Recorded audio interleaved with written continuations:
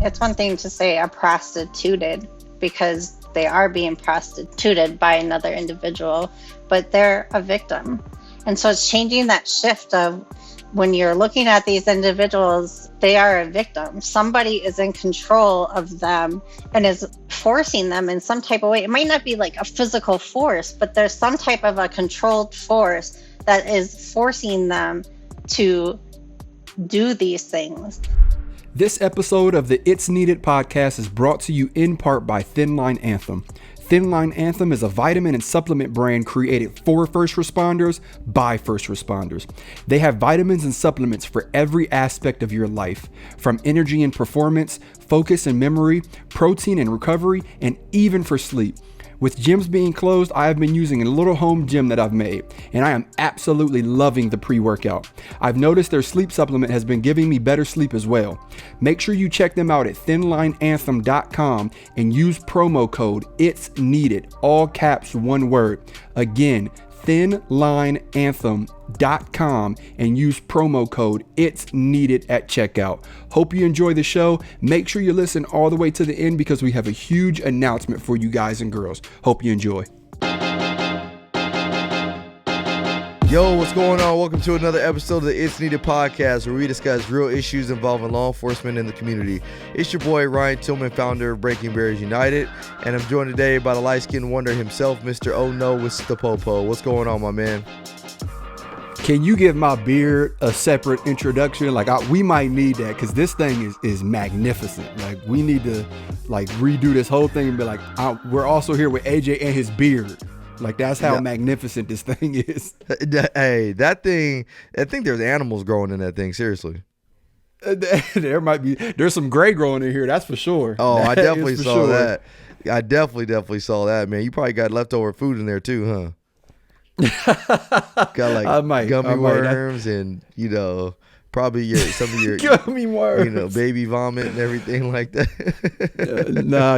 I'm on my fitness joint. If anything, I got some protein powder here or something. Oh my goodness. What protein powder?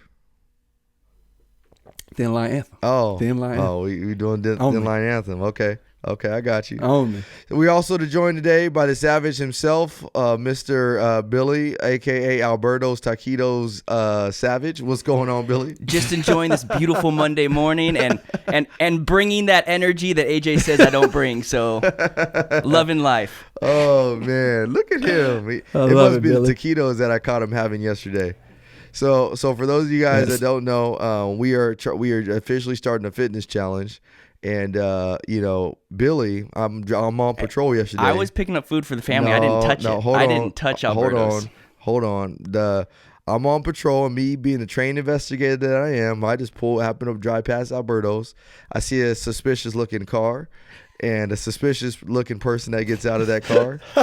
and what do you know? It ends up being the Savage, right? So the Savage walks in, doesn't see me. I felt like I was on an episode of Cheaters. I'm narrating. And now he's walking in the store. He doesn't walk in with anything. Hilarious. And then as he walks out, he did not walk in with that bag. He's walking out with the bag, though. So then I rolled up on him. I was like, Billy, what are you doing here?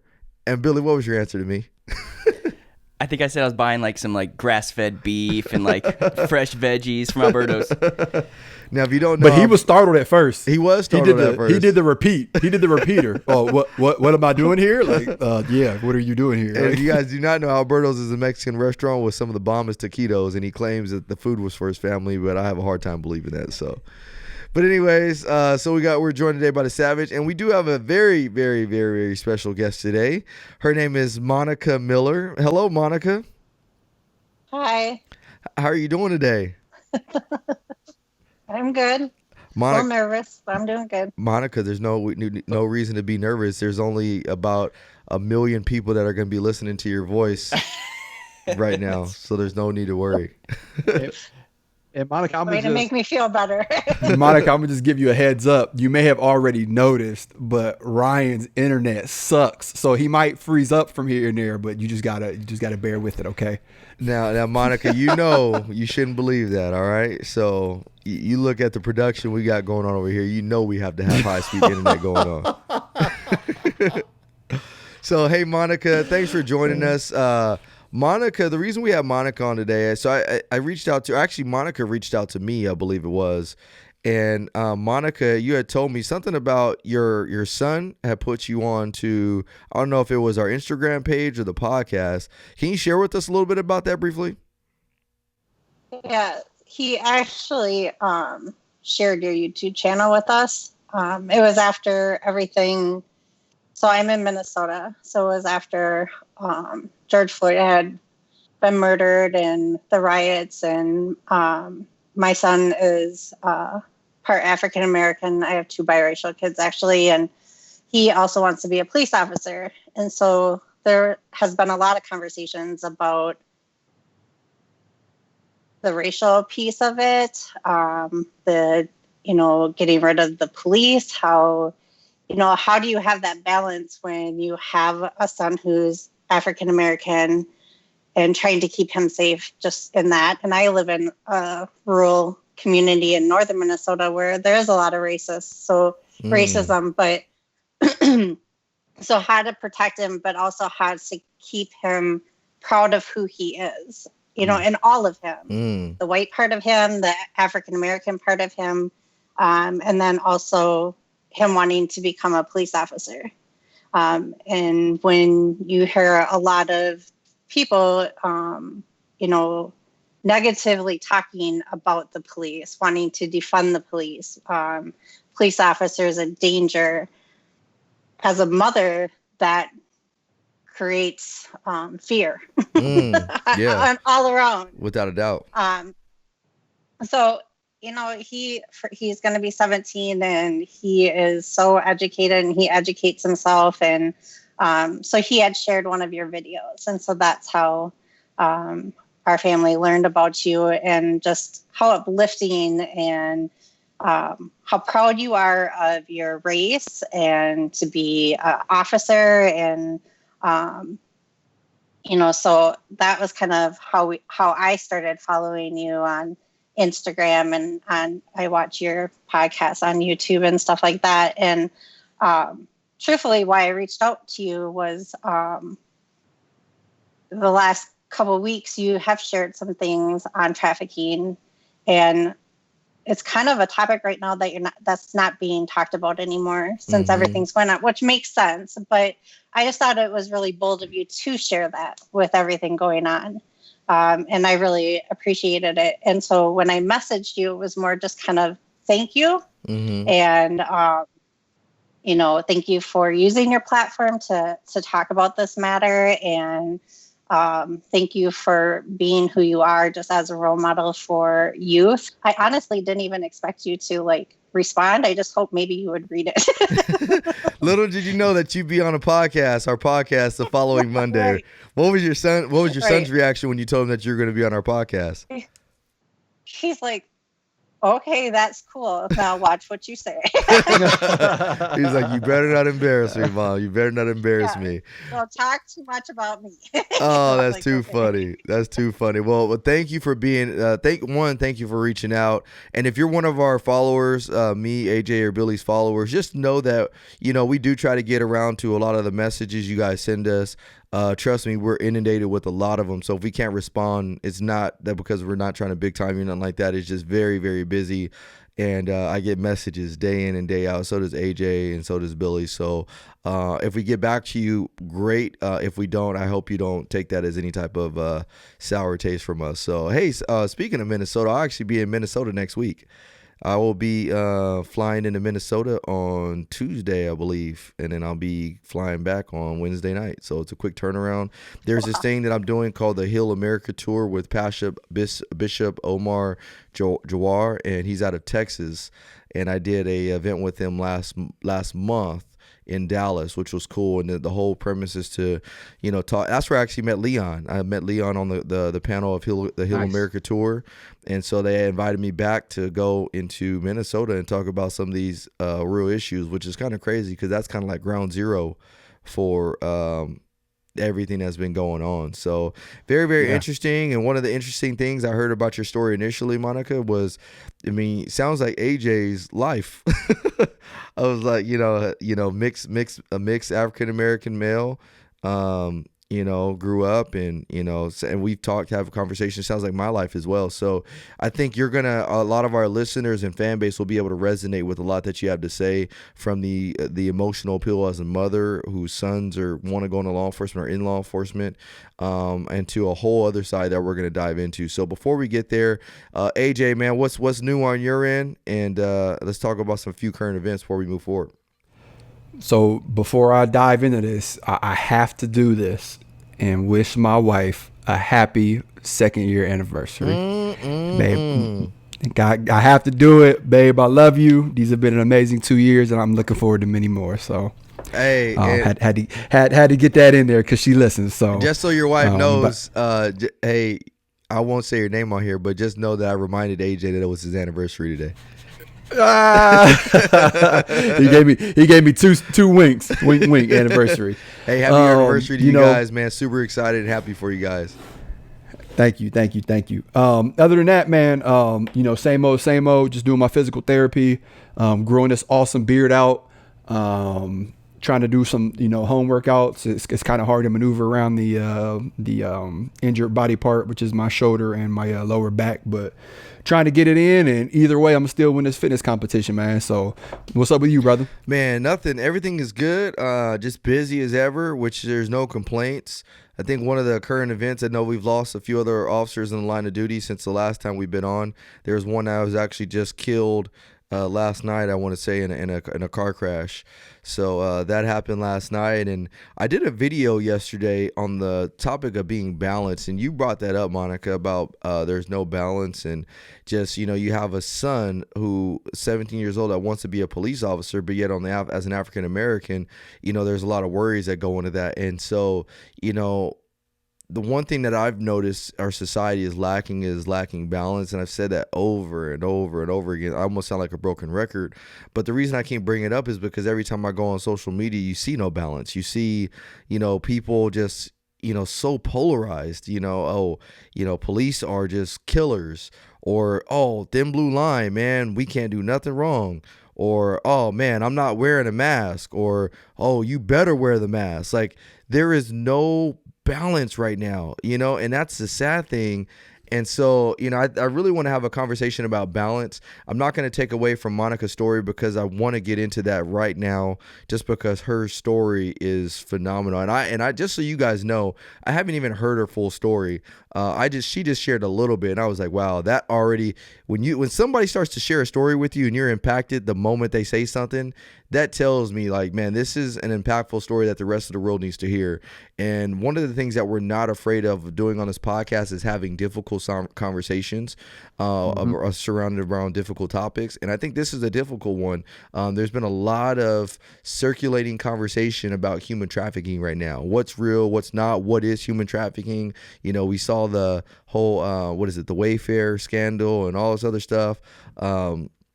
And so Monica, her story centers around human trafficking. So Monica, what I'd like to do first, so that way we can kind of set the foundation for this conversation, I'd like you to basically define human trafficking, because I think it's important that people know what human trafficking is before we can actually even have a conversation about it. So would you be able to do that for us? I will try. So human trafficking, the best way I can explain it is kind of like an umbrella. So it's like the main parts, and underneath it comes all types of different trafficking or exploitation. There's labor, different types of labor or work. And then there's also, sex trafficking and exploitation. And when you're talking about sexual, exploitation and trafficking, that's where individuals are being sold for sex, and that's either through on the streets, through like Backpage used to be a thing, through Facebook, through pornography, phone. There, you can call people on the phone, massage parlors. There's all different types of trafficking that can happen, and that's the same with exploitation. That can look like a lot too, because with exploitation, and this is sometimes where it gets lost, where people feel like human trafficking or sex trafficking isn't happening here, happening in every city in the world. And that's basically where an individual feels that they are forced to have to perform some type of sexual thing in order to get something that they need to survive. So we're talking, for drug addicts, that's that's drugs, or a place to stay, or a ride, or rent, or different things like that, food, water, basic things that they need. And the individual who's going to give them that is saying, you have to do this sexual act, whatever that might be. And sometimes that isn't actual sex, but it's, some type of act or photograph or something like that that is required in order for them to get that need met. Another thing with trafficking is there's media really kind of puts this view. It's where somebody is kidnapped from another country and they're forced here. And that's not how it always looks. Sometimes it's their boyfriend, it's their parent, it's their parent's boyfriend. And there's no handcuffs. And it's actually a lot of exploiters are really good at conning individuals and manipulating the situations that they're in to get them to do whatever they want them to do. And there's a lot of grooming process that goes into that, that exploiters really take the time to build those rapport and build those relationships, whether that be in person, whether that be online, to build those relationships, to have that individual either sell them, be sold for sex, or like I said, photographs. There's so many different aspects when it comes to the sex trafficking part of it. And the labor part, I'm going to be honest, that's not my forte. I know very little. I don't feel comfortable speaking on that. But so human trafficking, like I said, is this huge umbrella, and so many things can fall underneath that. But I don't want to say forte, but my area that I have, I don't even like to say expertise, because I am always learning myself, but that I have my own personal experience and that I've done trainings, and it is on the sex trafficking to the exploitation. And it happens to children, and it happens up to adults, and it happens, and there's no racial discrimination. There's no sexual discrimination. There's no religion discrimination. None of that. Actually, it's the one, unfortunately, area that I have seen where it doesn't matter who you are, you could be at risk. Wow. Especially for our youth. So, Monica, telling us about that human trafficking is pretty crazy to me. Obviously, as a police officer, I've dealt with, prostitution and, made arrests for things like that before. I've actually done some, undercover type stuff, not in the sense of going out there and trying to get a prostitution ring, but actually trying to solicit, people online from Backpage and things like that. So this is stuff that my wife doesn't know. It'd be kind of funny to kind of share it actually in a little bit. I'll do that at the end. But, what you're talking about is so crazy, and I don't think people understand the severity of it. I don't think officers to a fully extent understand the severity of it. I think when you think of human trafficking, when I think of the word human trafficking, the first thing that comes to mind is the movie Taken. Honestly, because Hollywood, it polarizes it to be something that in all actuality there's probably truth to that, but that doesn't really encompass the human trafficking that's going on a local level, things like that. I mean, AJ, what are some of your initial thoughts of what Monica was saying? Man, this is like really hitting close to home. Just because when I first got on the police department, where I work now, they sent me to an area of town where like prostitution was like extremely high, like extreme. I mean, you would just see them walking down the street. So I made it a priority of mine to just have conversations, with the young ladies, like walking down the street, more so just to make sure they were good. They had food, they had water. But then what that kind of transformed into is some of them like opening up to me, like, AJ, I don't really want to be in this position. But I'm addicted to drugs, or, I have to do whatever. And it's just like, it's heartbreaking. I mean, it is extremely heartbreaking. I know I've had a few videos online of one particular girl who writes poetry. documentary about her experiences, and she's extremely talented, beautiful young lady, and it just seems like she can't get out of this cycle. So Monica, first off, thank you for coming on here, because this will help so many people, including myself, hopefully put it into this. And, thank you for sharing, everything that you've been through, and, sharing your knowledge with us. But yeah, this is extremely close to home. Yeah, and ladies like my wife, and there's a lot of people out there that I know personally that want to be advocates for human trafficking, but don't necessarily know how to, because we can't pinpoint what it is, things, how it happens, and things like that. I think that's why this episode is going to be so important. So let's get into your story. Like, tell us about, how you got to this place of being an advocate for, victims of human trafficking. Like, what is it? What is your experience that has led you to where we're at today? So I grew up in a broken home. Both my parents were alcoholics and addicts, so I grew up in a very dysfunctional home, which is, when you talk about risk factors, like that's just a number one risk factor. Youth that are from broken homes. So I started using at a really young age. I started using when I was 8, and to help kind of numb the stuff that was happening in my home and just in my life, and just never really feeling like I fit in anywhere. I didn't have a lot of friends. There was just always something different about me.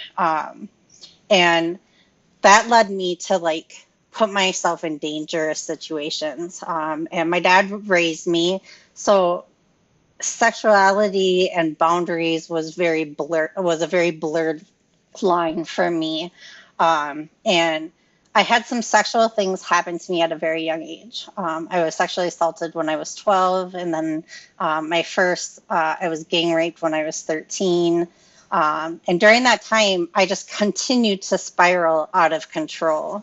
And the system ended up getting involved, and I ended up with CHIPS. I don't know if they have that everywhere, but in our state we have, and that's pretty much where the state comes in and becomes your guardian. And I was kind of being passed between my parents for a period of time. I had run away a few times, and I kept missing school. So I ended up going into some treatments. And during that time, I had also had some suicidal tendencies, and so it was really dysfunctional for me. And so I had went to a placement in rural southern Minnesota. And it was a halfway house for youth. I was the youngest one there. I was 13. And I again just didn't fit in. The rules were really strict. I had already been away from my parents for a long period of time. But my one kind of saving grace was I got to go to school and away from everybody. And so I was kind of in this, it wasn't like traditional school, it was kind of like alternative school. And I met this boy there.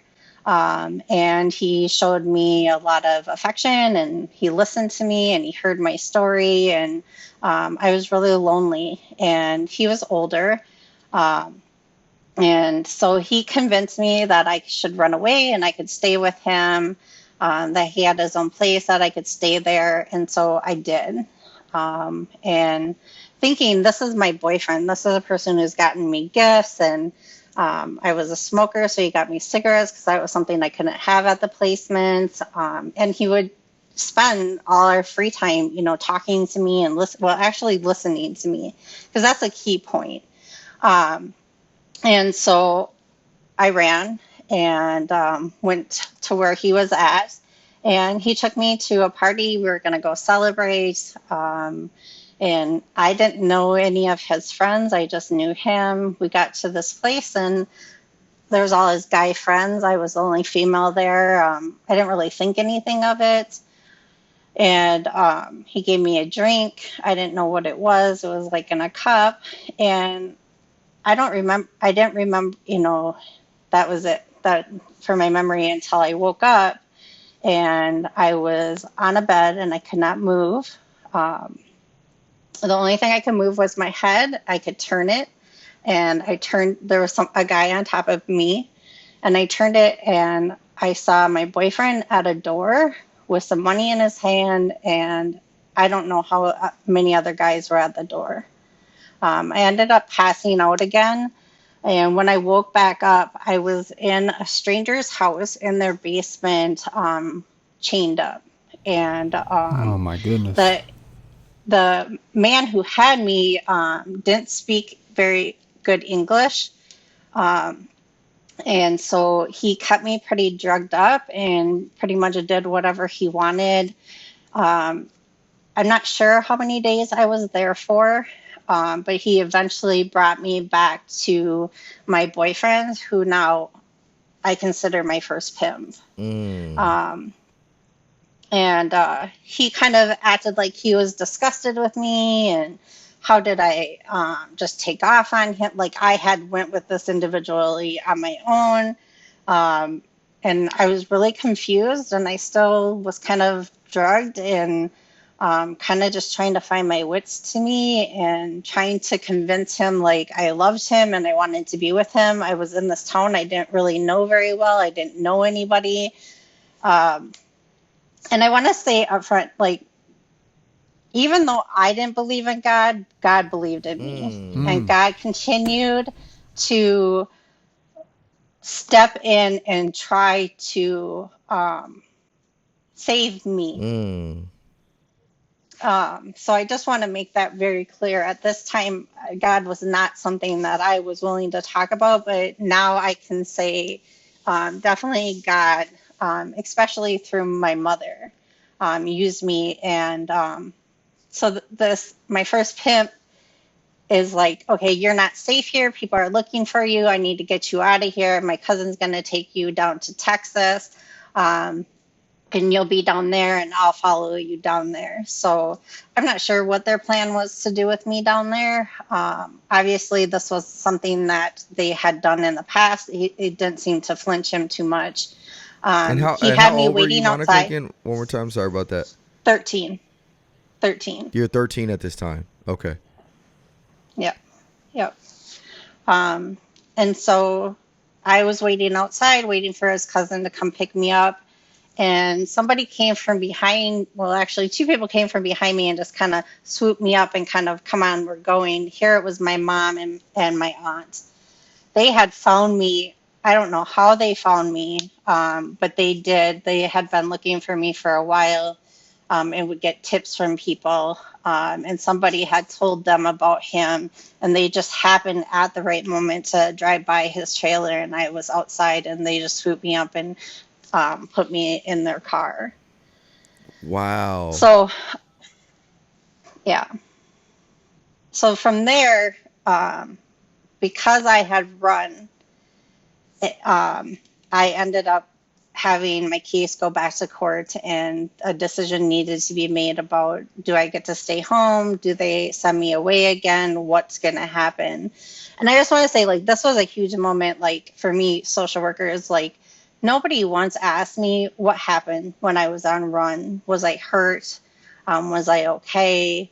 Other than I was just crying the whole time saying, please don't send me away. I've learned my lesson. I don't want to be locked up anymore. I just want to stay home with my mom.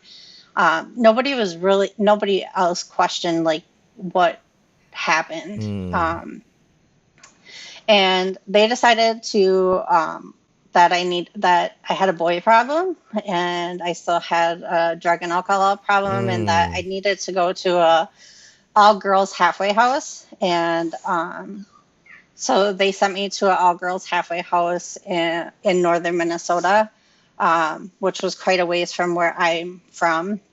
And I kept telling them that I'm going to run. Like, I don't want to be locked up. I'm going to run if you send me to this place. I think in hopes that they wouldn't send me to that place, but also, like, I didn't want to be locked up anymore.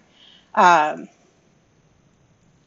didn't, like, I'm 43. I just turned 43. There wasn't cell phones. Like, I'm back in the, like, there barely was computers. Like, there was, like, Oregon trails on the, like, green computers, right? Like, that was my era. Like, I remember that. Yeah, classic. Right? You remember that? That was a classic. Like, that's, like, yeah. Like you wanted to call somebody and you were at home, like you used a payphone, like Mm-hmm. that's the error, just to get, um, trafficking and, even prostitution. That's not I hate that word actually, but we can get into that later. But none of that was really even talked about, or, it wasn't really talked about. So I didn't realize what had just happened to me was a thing. I just thought I just got involved with a bad boyfriend that did some awful things to me, and didn't really even know how to process that at all. Um, so there's a thing in trafficking, they're called recruiters, and it's where exploiters will use individuals in a lot of different ways to try to get um, victims. And one of the ways that they do it is they have youth um, get in trouble and end up in the system and get into placement so that they can get youth to run with them, to have them put in, to bring them back to them. Does that make sense? Yeah. Did I say that right? Okay. So the placement that I went to, there was a recruiter there, not knowing that, but there was a girl there. She was older than me, and she was asking everybody to run. Nobody wanted to run with her, but I did. So I was only at this place maybe 6 hours when I ran with her. So I ran from Mora, Minnesota to Minneapolis, which is quite a few hours. And I just thought she was somebody like me, and we didn't really have a plan. She said she had some people we could stay with.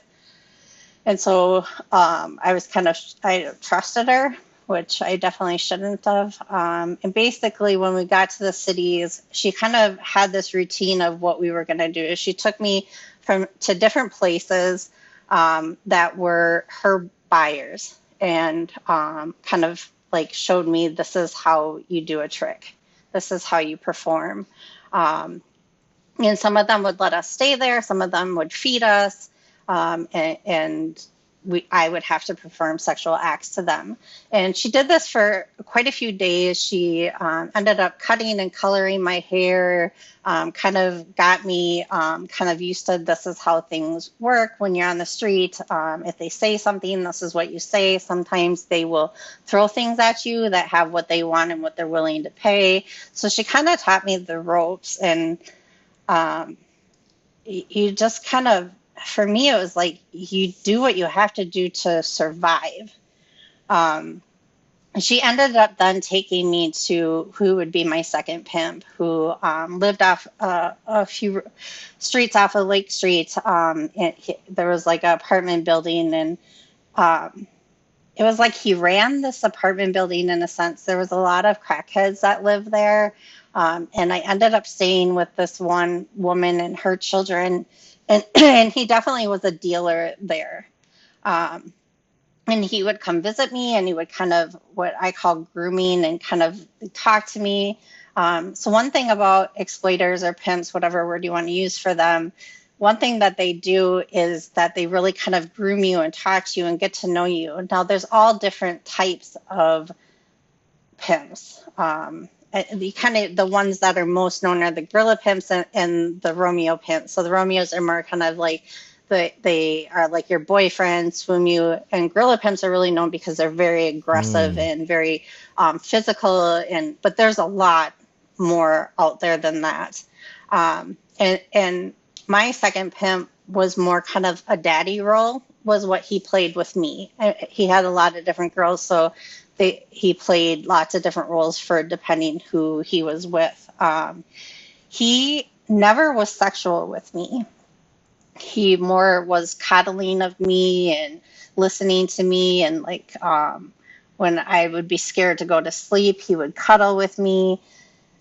So for me, that was something I was longing for. So I'm in this now apartment with him, and there's this other woman, there's kids, and so he kind of created this family um, look, this kind of family feel. Well, for me, that was what I was longing Mm. for, was kind of this family and the safety. And like, he never called me bad names, he never laid hands on me, and those were all things that had happened to me in my home. So there was this thing like, I'll do anything for you. I feel obligated. I feel loyalty to you. And it was kind of like, if you want these things, you need to go do what I tell you to do. Um, and that was to be prostituted by him. And so we would work the streets during the day. We would go steal things. He would at times sell me to private parties. And I don't know if that was because I was the youngest girl he had, because there wasn't a lot of that. Um, and I started to learn, like, then there became this family, because there was more than just us that were in this apartment. They were kind of from all over. And so, like, every Sunday, he owned this house that we would all go to. And they'd cook a big dinner, and we'd play games and listen to music and do hair and all the, drink and all this stuff. And all his kids would be at this house. So what I learned was that these other women who had had kids, he would keep them in their house. And so one way he would make them do what he wanted was, if you want to see your kids, then you need to make your quota for the week. So you can come to this house every Sunday.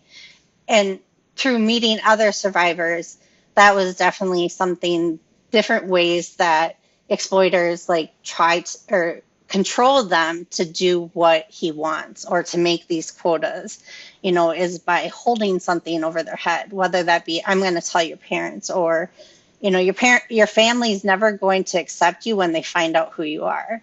Those are different things. Those were things that weren't ever told to me, but those are things that I have heard happens. I had been there with him for a few months.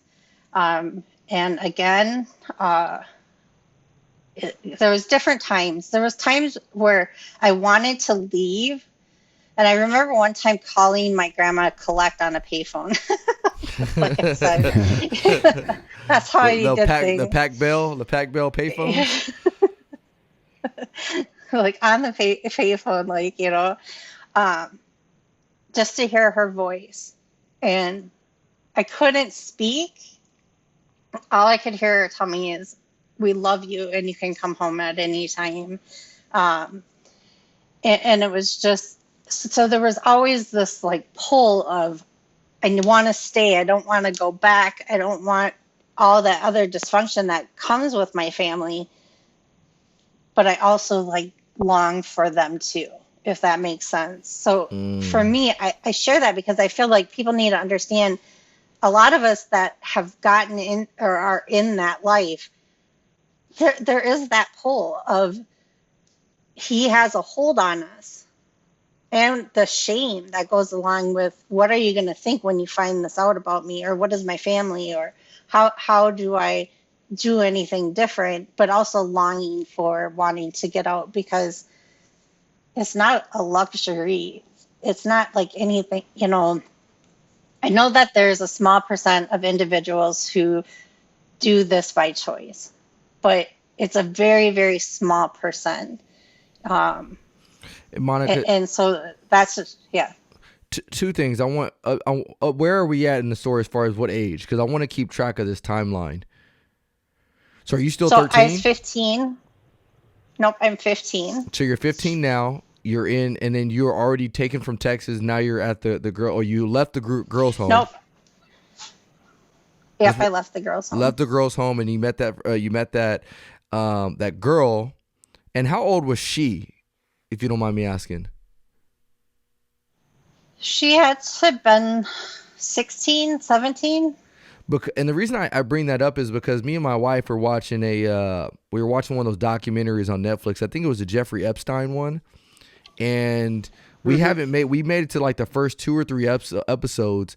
And what you're saying sounded very familiar to what I was watching. Was there was girls that would come and bring another one, and then they would get paid to some money, and they would get and they kept this trend going on, and so much so they had this conglomerate I don't know what to call it, a conglomerate model or whatever, where they had all these different girls that were now being exploited. And so is what I was seeing in that documentary. It sounds like there's a lot of truth to that. And the only reason I say it sounds like there's a lot of truth to it is because we see things all the time now, whether it be on documentary, whether it be on social media, and sometimes we don't know what to believe. And so it sounds like that is a very realistic style of what actually goes on. Am I correct in saying that? Yes, yes. And especially nowadays, you really see friends or, people that are in schools looking for the troubled kids, the ones who need extra money, the ones that are more quiet and put to themselves. Like, exploiters will train the recruiters of, this is what you look for. This is who you're looking for when you go to these places. And this is how you get them to come, and you find that even happening, even within the school systems, older boys that are exploiting younger girls, bringing them to a party, videotaping, getting them really drunk, having other boys show up later when they don't know what's going on, have sex with them, videotape it, and then use that videotape or that recording of, if you don't do what I tell you to do from now on, I'm going to put this public. Wow. I'm social media, those types of things. So that's a part of exploitation where, they want sexual acts from these girls. So they're going to use different ways to get them to do what they want them to do. And so I've watched that. And it was really hard to watch as a survivor, but to me, it's really important to watch to see what's going on. And I could relate to in so many different ways. And it just shows you all the different types of trafficking and exploitation that can exist. It can be to that extreme to even a local town, a homeless youth who needs a place to stay because their parents kicked them out, and maybe an older boy or a older adult male using that situation to get sexual pleasure from that runaway youth. Well, what's even more scary is the fact of, you look at like the Jeffrey Epstein thing, and people that have money and power, what they're even more so capable of doing and being able to accomplish because of their status. It's just mind-blowing.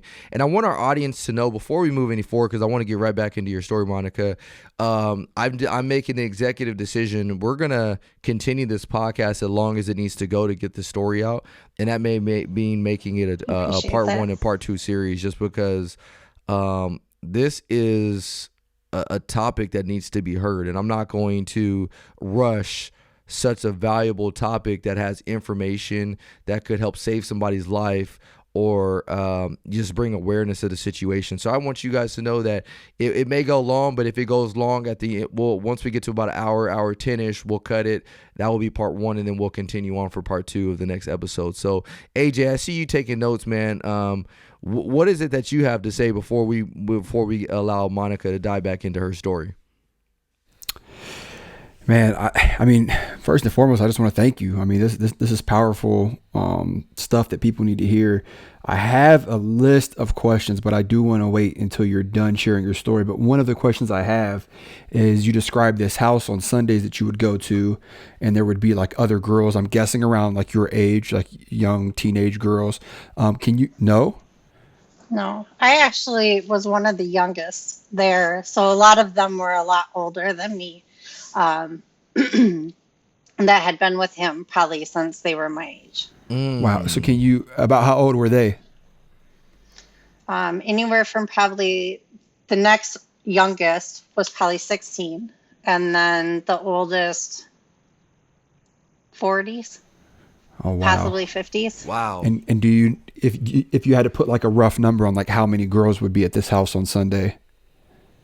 40, 50. Oh my goodness. Wow. Wow. Okay. Yeah. I mean, if you wouldn't mind, I'd love to hear like the rest of this. Yeah. Continue. So, my mom at the time was trying to get her teacher's license, and so she was really struggling and somebody told her, you need to go find your daughter. You need to do whatever you need to do. And so she tried. She had some family up there.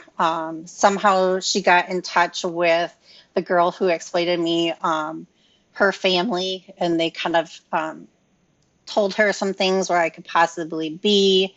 Um, and my mom tried to get law enforcement involved. Somehow they found the apartment building I was at. And this was kind of a 2-day event. So one night, they had found out where it was. The police had shown up there. Somebody had made me aware of that. Had me disappear out the back door and took me somewhere. And my understanding is law enforcement wouldn't go in. They kind of asked some people if they had seen me, showed some pictures outside, and they left. I wasn't there. The next day, my mom came back and paid some individuals to go in and to bring me out.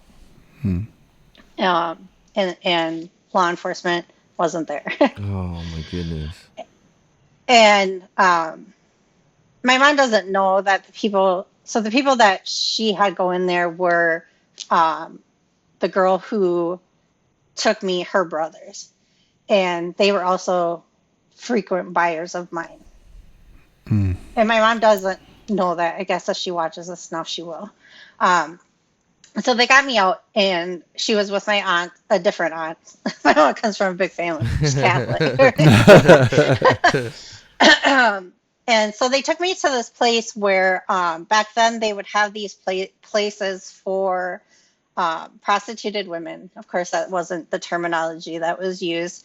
To go if they needed some safety, if they needed some health care, if they needed some different things. So they took me there. So I was talking to this counselor, and behind the scenes, all this stuff was happening that, like law enforcement was coming, and they were just supposed to kind of maintain me until they could get to this place to arrest me. And I didn't realize that. And I don't know that my mom realized that either.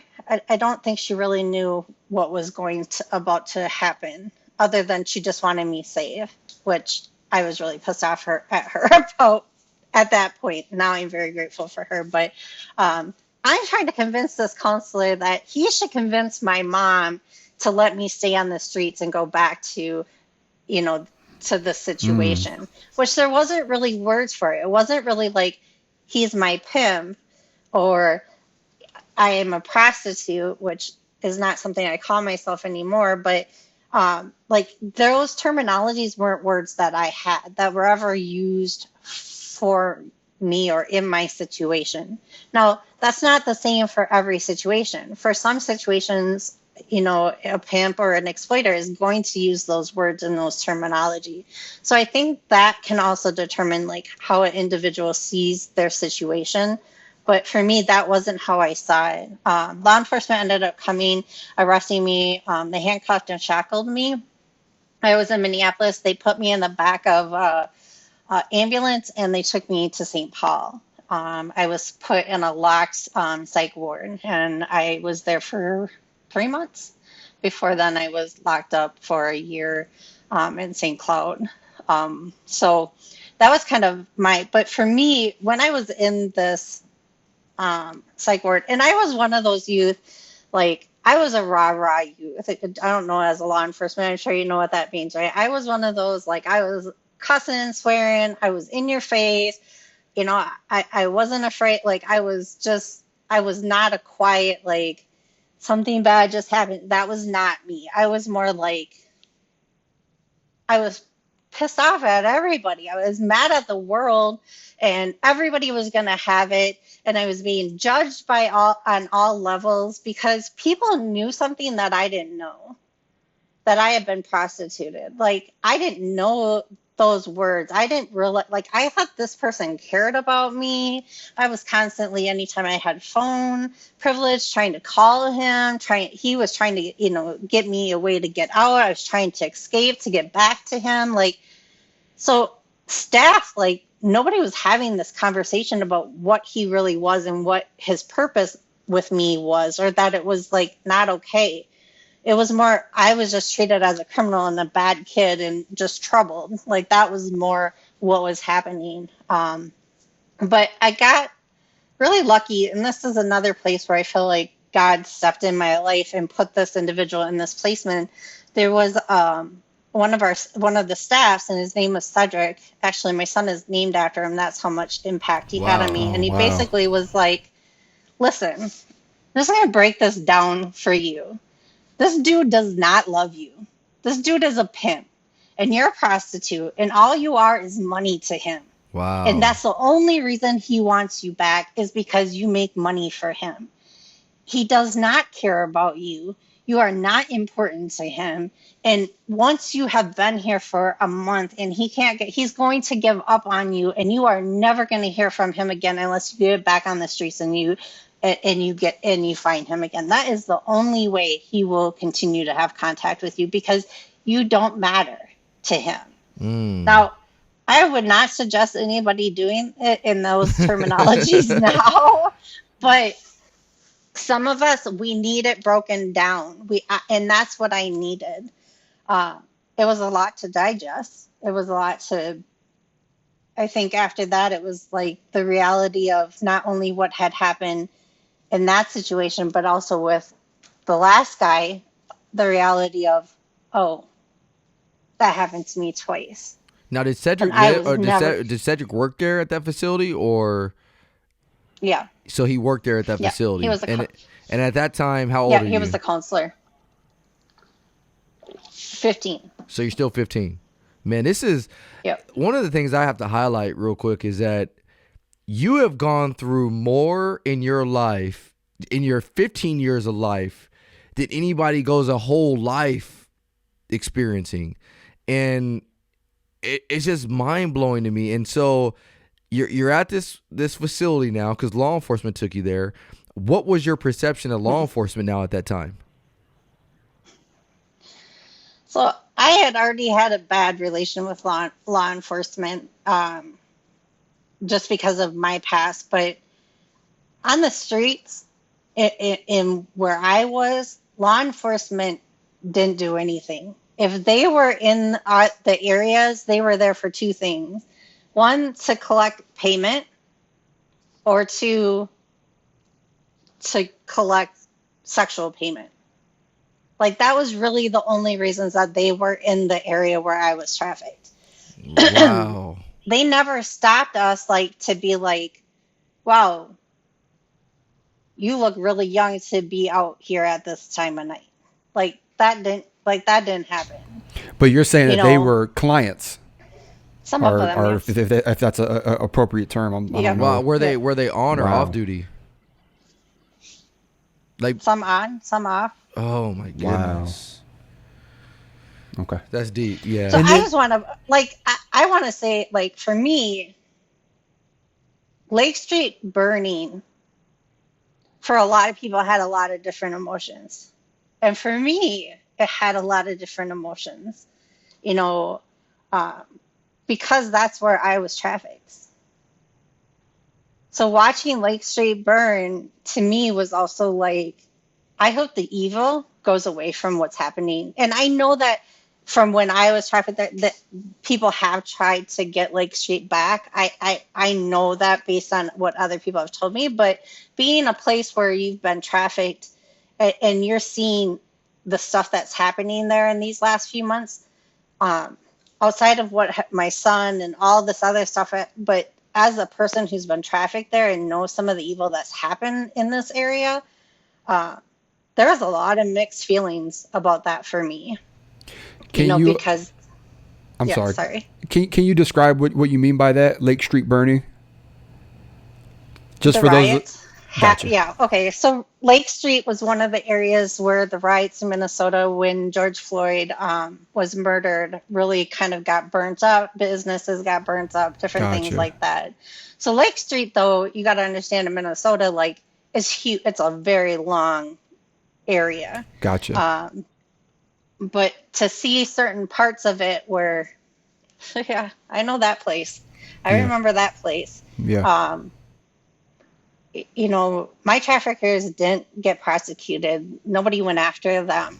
You know, there was no, and I don't know that I would want that, but there was none of that for me. And that was a lot with a lot of the individuals who ended up hurting me. There was no prosecution. So watching an area that has some of your most horrific memories burned down. Yeah, it's almost like victorious. Like I can Yeah. see how you would see that as a momentous occasion in your life to say, look, like, and that kind of goes back to the analogy I always use is sometimes things have to get burned down in order to be rebuilt and do it better. And so I've never really saw it from the context that you're bringing it to today, because I've never realized how you can, a person can look at it and be a bittersweet moment until now, which if I'm in your shoes and just hearing your story, I would look at that, being burned down like, yes, like this is a place that corrupted me. This is a place that where I went for help, I couldn't seek. This is a place where people were running me around and doing things that damaged me as a person. This is a place that's burning down. And yes, I do find pleasure in that because I know that it can now be rebuilt. And man, I've never, this is just deep. We've had some deep stories on this podcast, man, but this is probably going to take the cake for sure. Yeah, absolutely. And then before we move forward, just for to help me, and I'm assuming others, I'll admit I use the term prostitutes and prostitutions. What would be the appropriate terms to use? Well, victim. Okay. The individual's a victim. Yeah. And so using victim, it's one thing to say a prostituted because they are being prostituted by another individual, but they're a victim. And so it's changing that shift without a doubt. When you're looking at these individuals of, they are a victim. Somebody is in control of them and is forcing them in some type of way. It might not be like a physical force, but there's some type of a controlled force that is forcing them to do these things. When I do trainings, I try to explain, like, when you were growing up, did you dream about like what you wanted to be? Mm-hmm. Like what you wanted to be when you grew up, right? Mm-hmm. Okay. Yeah.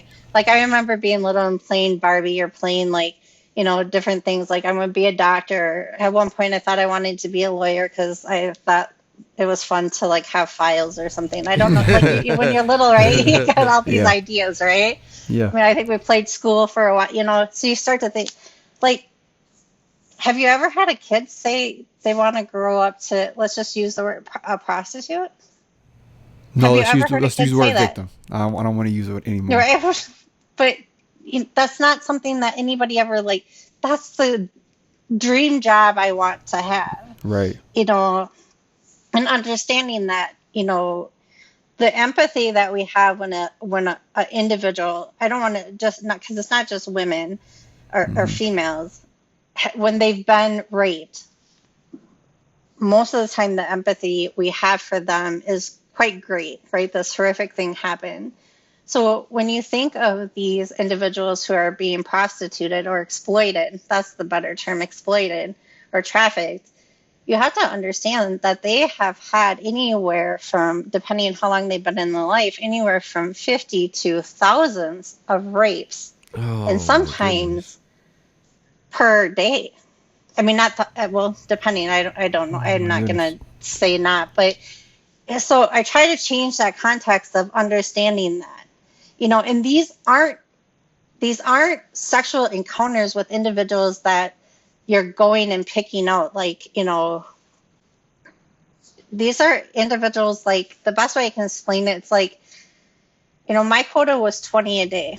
And that varies depending on the region where you are and what's happening. But it's like the first 20 individuals who walk into Walmart, that's who I have to service for that day. I mean, just to try to give people an understanding of like, and it's sometimes horrific things that we have to do. Sometimes these individuals, they're coming and buying sex because it's things that their wives or their partner won't do for them. But I really focus on the child piece of it because I Mm-hmm. was a child Yeah. and I was not treated like I had just been molested because that was something I didn't understand. Like in our country, in the United States, we have this thing where if an individual has sex with a minor, that's child molestation, and that's a really serious crime, right? Unless they're paying for it. Wow. You, let's pause there because Unless they're paying for it. one of the things I need to say, and this is for law enforcement, it was a little bit delayed, so I'm sorry if it cut you off. It was delayed, so I thought you had paused. But if you're a police officer listening to this right now, I need you to take a second and stop and just soak this in, because sometimes we get so ingrained in fighting crime and taking people to jail because they were in violation of a crime, not even actually seeing what that person is or who they are as a human being and understanding that they are actually a victim. Yes, they may be in violation of a crime that's listed in a book, but they're really in actuality a victim. And it's very easy for police officers, and I know this because I am one, it's very easy to just, the day in, day out, you come across this thing, you come across that thing, and you just go and you just run and gun, you take people to jail, and in your mind, you're doing what you're supposed to be doing. In your mind, you know what? I took a pimp off the street. Today, I took a prostitute. And I'm going to use prostitute only for the sake of this context right now because that's how we know it. So in our mind, we take, I took a pimp off the street. Good job today. Good job, Ryan. Or today, I took a prostitute off the street. Great job. She shouldn't be out here, prostituting because that's against the law. Not even taking a step back and saying, you know what?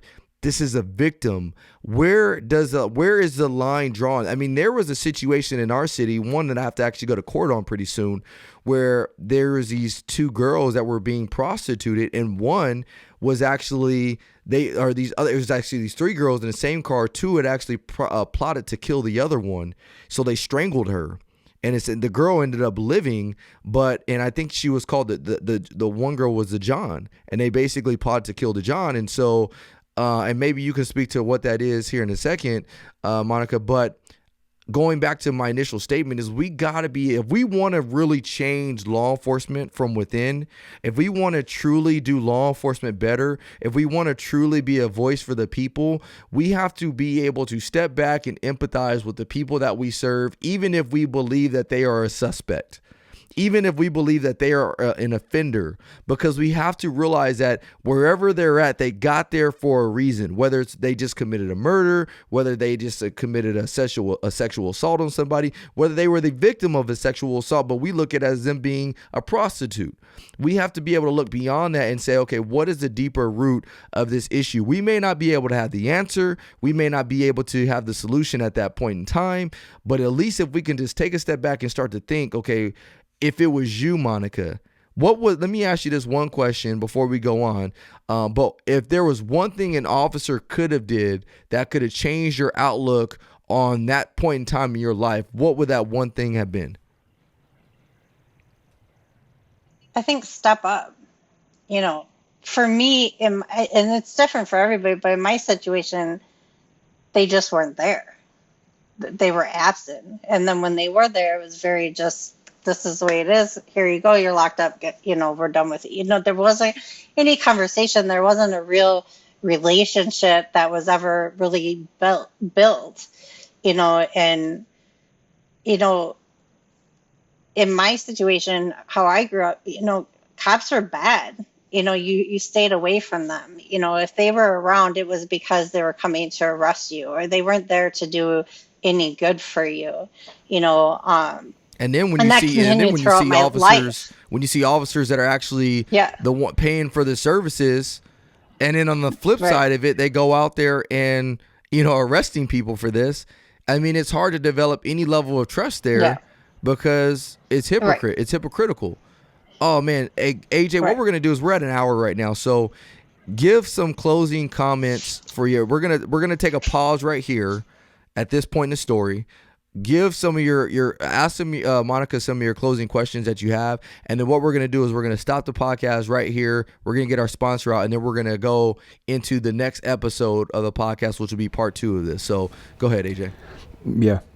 So, as I said before, I talk to a lot of these victims at work, and I've built somewhat of a rapport with them to the point where, I'll order pizza just so they have food to eat. And, when I go through the drive-through or the corner store, like I'll grab some extra Gatorades or waters, and, I'll just kind of break bread with them and have conversations with them. And through doing that throughout the years, I've had a lot of opportunities to help them, but it's been very frustrating for me, and it's almost felt like punching water, like I can't make a dent.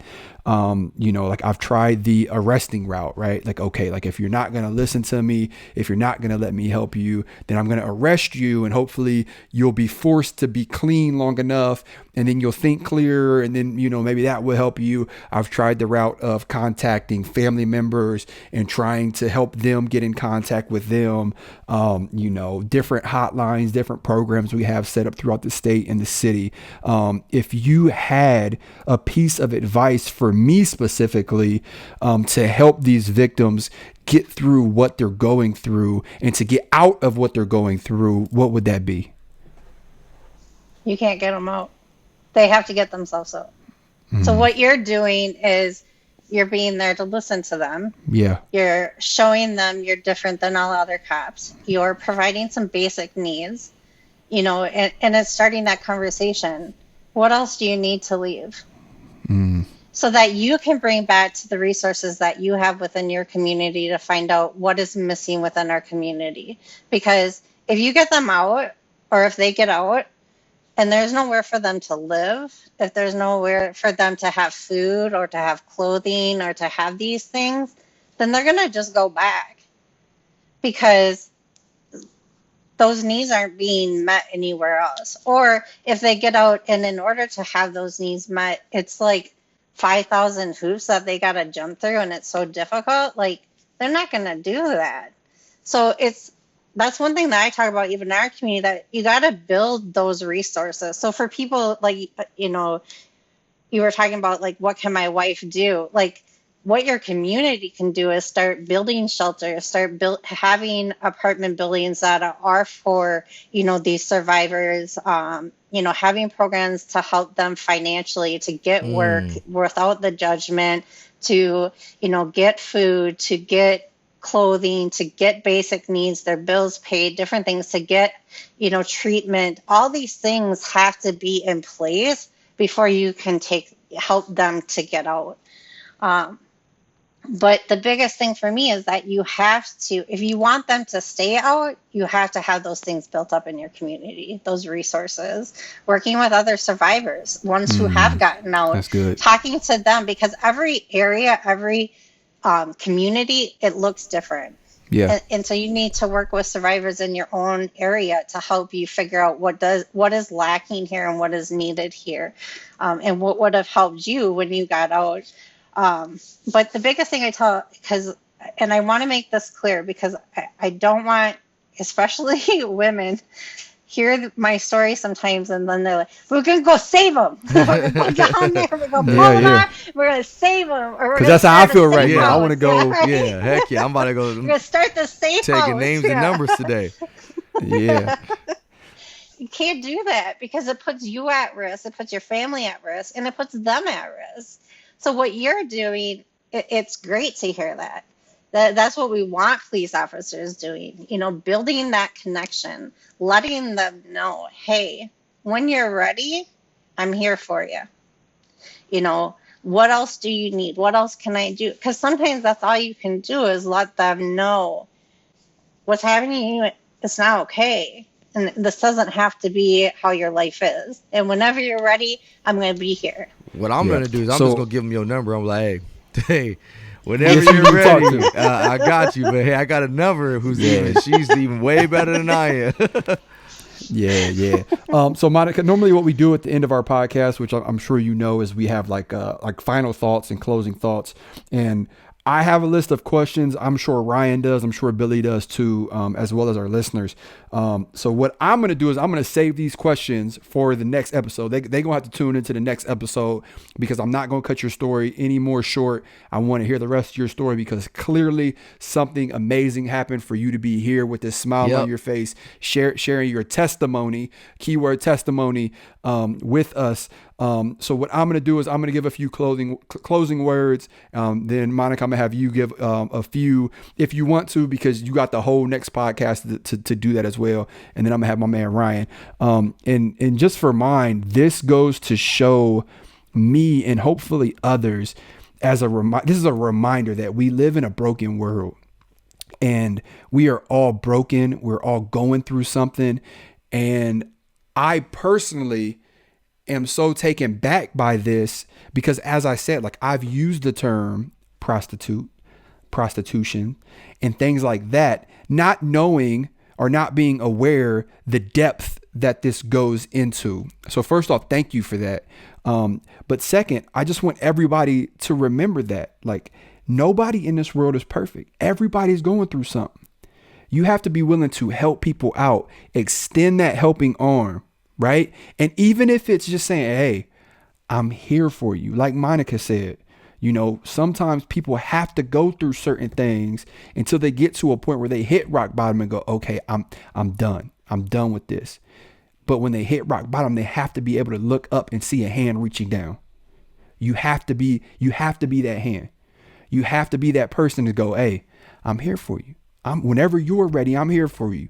If you need me to be more aggressive in helping you, i.e., right, you need me to take you to jail to get clean, let me know. Give me a sign. If you need me to be more aggressive in finding your family and putting you in contact, you know, Monica said she called her family. She didn't even say anything. She just wanted to hear her voice, right? So we as police officers, we have to take ourselves out of this go, arrest, guns and dope. And we have to transition into, okay, this is a victim here. This is a victim. You know, when we show up to a house and we talk to a rape victim, we treat them as a victim. There's no different than we're driving down the street and these young ladies are walking out, they're victims, and we have to treat them that way. Yeah, you're absolutely right, AJ. And I was going to hold this verse until the next episode, but I'm gonna say it twice. I'm gonna say it on this episode, and I'm gonna say it on the next episode because, and this might resonate with you, Monica. It resonates from my life for sure, and I'm sure everybody going through it. And I think this is kind of gonna set the stage for the great ending that I can't wait to hear on the next episode because, like AJ said, there has to be a light at the end of this tunnel. I know there is because we wouldn't be on this podcast if there wasn't. And so that Bible verse is Deuteronomy 31:6, which says, "Be strong and courageous. Do not be afraid or terrified because of them. For the Lord your God goes with you. He will never leave you nor forsake you." And I say that because this is a story of one of those. There was probably a lot of scary times for Monica. There's probably a lot of times of uncertainty, but she said it, you know, he never forgot about her, you know. And so even though she didn't necessarily believe in God, even though she wasn't necessarily calling out to God, God never left her, nor did he ever forsake her. And he's using her right now for something bigger than her. Just like he's using AJ, just like he's using me and Billy, he's using every single one of us for something bigger than ourselves. And so he needed to take her through that.